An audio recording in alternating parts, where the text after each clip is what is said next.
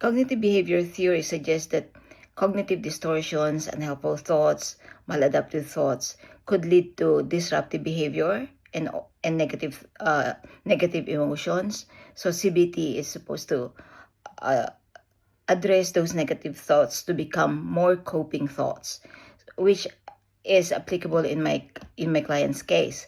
In her case, I used to conceptualize her case. I used the ABC model of the CBT, where A was, or activating event was, that she didn't get promoted for a position she really wanted to get, and because of that, it reinforces her belief that she wasn't good enough, that she was always a failure. And because of that belief, cognitive belief, and because of the thought, she was like always stressed and burned out and losing sleep and affecting really her personal life. So that's why she came to me. So to be able to really establish her case, I used the 7 Ps, which I think where I got the precipitating variables, the perpetuating conditions, the provisional conceptualization.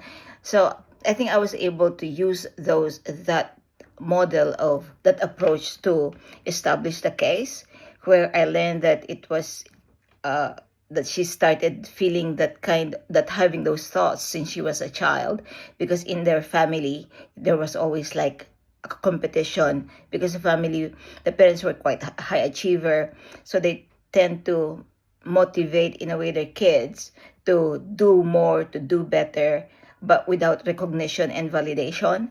So the client always felt that she wasn't good enough, because even when she got high grades, performed well, get high achievements and performances in her academic and extracurricular activities, like she wasn't good enough. So I thought I was able to capture throughout the CBT principles and concepts, the introducing to her the cognitive restructuring, the reframing, and challenging mindedness and all this. But then I thought I was all over the place. Like, I hope I could make it more structured. So it's more of the application, because, and even how I presented, probably the way that those negative thoughts would be changed.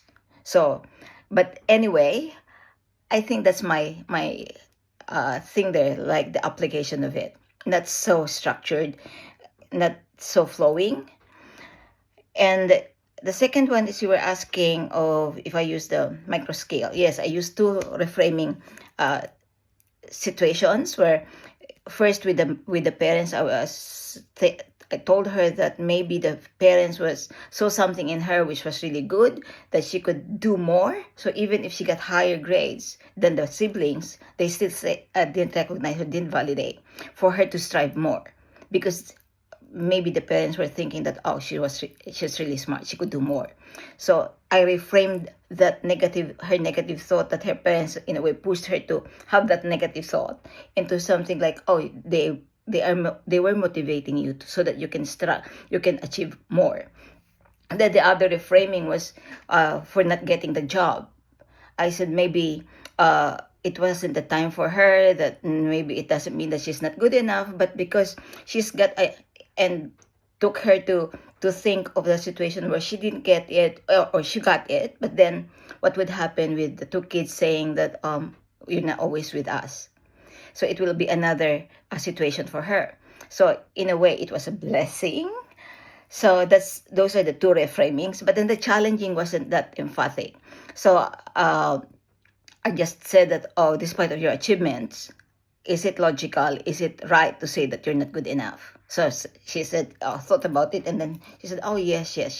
So I think I was validated by that. Those two micro skills were validated and were effective in using that. And then the tools for the core conditions, I think all the way I was able to use them.